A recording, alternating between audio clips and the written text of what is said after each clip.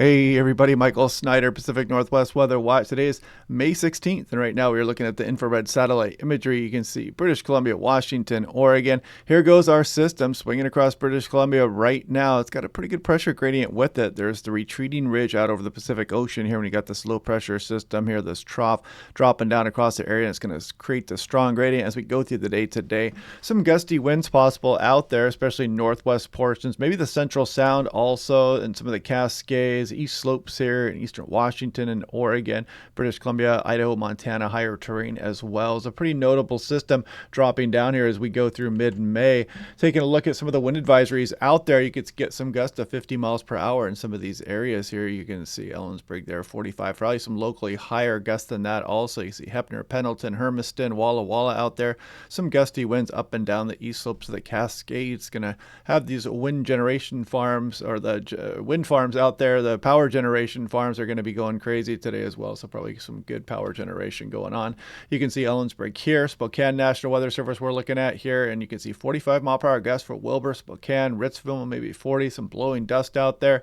And the hills off to the east of Ellensburg here are going to be ripping as well, maybe some gusts even up over 50 miles per hour there. So heads up, you're traveling on I-90 out there for sure. Taking a look at the European, this is 18,000 feet, 500 millibars. It shows this system nicely coming down here. Good model agreement between the European and the GFS. And then we got another one swinging through here as we go through the weekend, and then we try to nose this ridge in here, very transient feature, and then we drop this trough right down over the Pacific Northwest. Show you what the GFS says about that here in a moment, but you can see 1, 2, 3 troughs coming up starting today. Taking a look at the GFS, you can see pretty good model agreement with that initial system and that powerful onshore gradient that'll be roaring here as we go through tomorrow morning, starting this afternoon. Next system as we go through the weekend here, and then a pretty good model agreement with the European as another system drops right down across Pacific Northwest as we go on in through next week, and to keep temperatures suppressed here for a while. Taking a look at 10,000 feet here, and so again, British Columbia, Washington, Oregon, you can see how strong the winds are as the system moves down across the region. Again, the ridge well out over the Pacific Ocean here, powerful pressure gradient here. So especially across the backcountry out there, or some of the higher terrain, if you're out and about traveling across Idaho, Montana, Washington, Oregon, British Columbia, Alberta, you're going to get some pretty strong winds aloft with that system. And then we're going to have additional troughs rolling through this weekend. And as we scroll out into next week, you can see that upper level low kind of dropping right down across Pacific Northwest here as well. We'll be watching that system closely here. It could have some thunderstorm potential with it. And now taking a look at the surface, again, the ridge out over the Pacific Ocean here, you can see the low pressure system drop down across the Rocky Mountains here and causing that strong pressure gradient here as we go through the next few days. And this is last night's European run here. And then we try to build this ridge in here a little bit temporarily, but then there's going to be another system hot on its heels as we go through next week. Taking a look at composite reflectivity, we do have some showers going on this morning, and you can see it trying to move down into Washington. Northern Cascades probably getting the best shot, maybe the Central Cascades. A little bit of convergent zone activity ongoing as we go through tonight into tomorrow morning. Not a huge precipitation maker though, as you can see. Then we scroll on in towards Saturday, some residual showers out there. Another trough drops down across the region, might kick off a few showers as well. Taking a look at lightning flash density potential on the morning high resolution rapid refresh run 12Z that goes out 48 hours. You can see that we do have some thunderstorm chances as we go through this afternoon and evening, mainly across portions of Canada, the Rocky Mountains here. And as we go through tomorrow, Friday, maybe again BC here, maybe clipping the northern portions of Montana off into Alberta. If we scroll on a little bit further here, that's as far as the high resolution model goes at this time.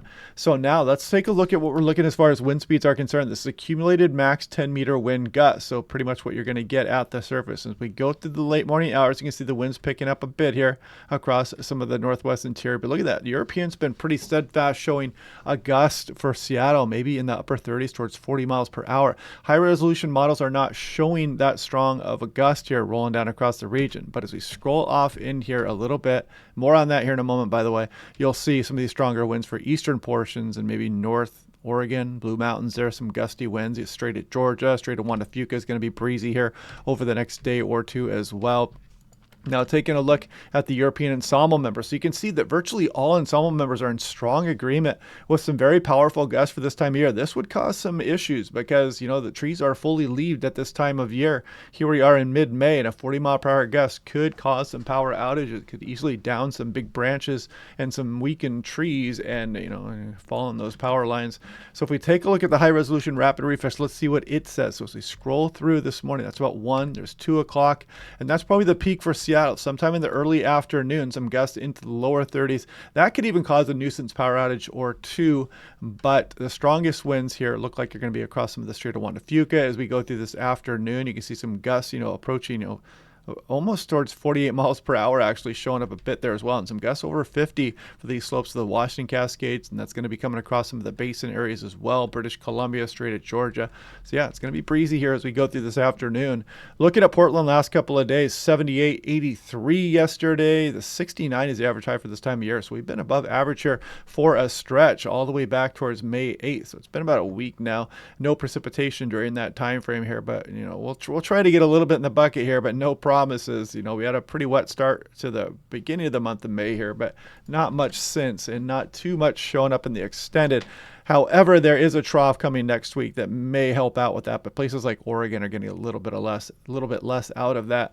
Looking at Seattle yesterday, 75, average high 66. Very nice day out there, nowhere near the record high we set on this day last year of 88. Actually, yesterday, last year of 88 degrees.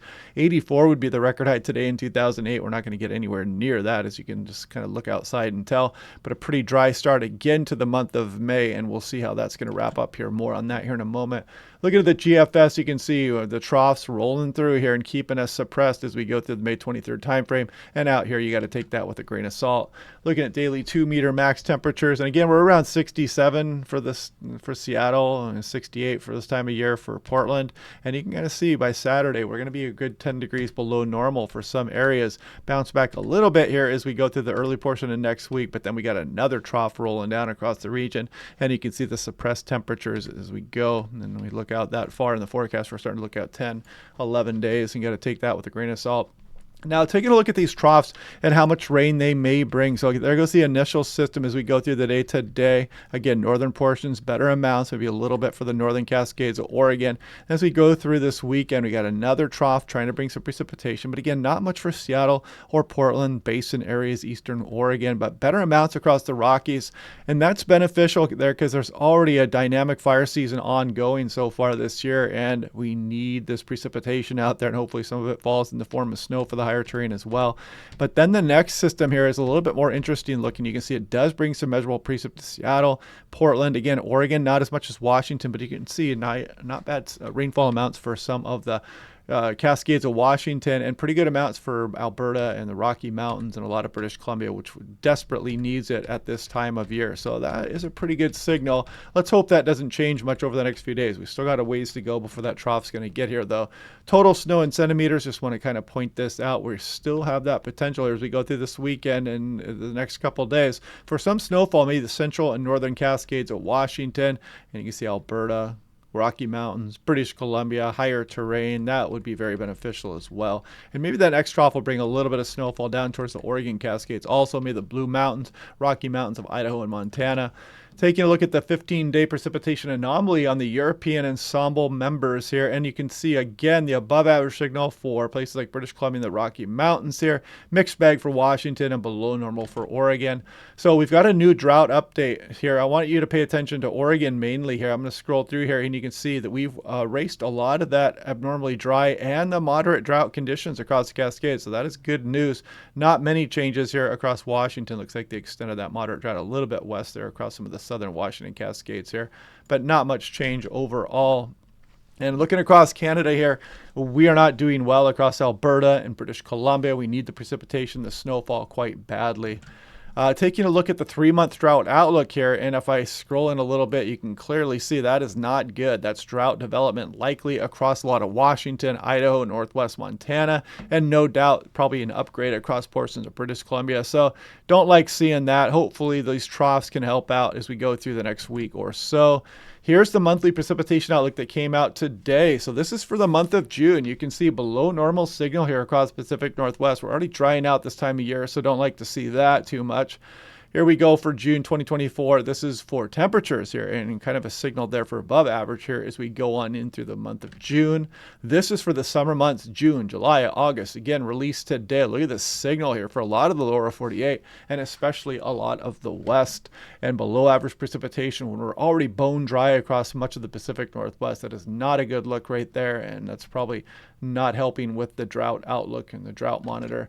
But this is a little bit of a silver lining here as we head towards a La Nina year upcoming here. And I'm going to put that video down in the bottom left if you want to watch that for the latest on the La Nina / El Nino conditions. But check this out. November, December, January, the only portion of the lower 48 here is the Pacific Northwest for some below average. And there's above average signal for precipitation there as well. So, you know, it's La Nina. You've always got a better chance for some snowfall, especially across the higher terrain and the lower elevations as we move into those months. Here's December, January, and February, the winter months upcoming here. And you can see, again, below normal and some above average signal as well. But anyway, yeah, wind's going to pick up today. Heads up for that, especially eastern Washington, British Columbia here. It's about to get going. Some gusty westerly winds down the Strait of Juan de Fuca, Strait of Georgia.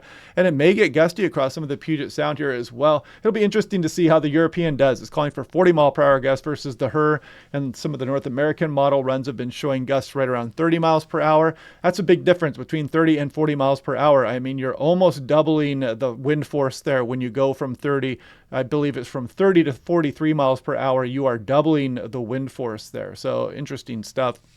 But yeah, heads up for that. I had my procedure yesterday. Everything went fine.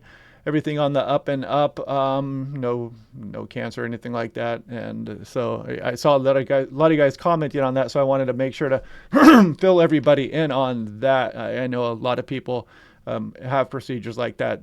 Your doctor is, I notice the doctors are pushing that quite a bit when you start becoming 40, 45, 50 years old. They want you to go in and get those procedures done.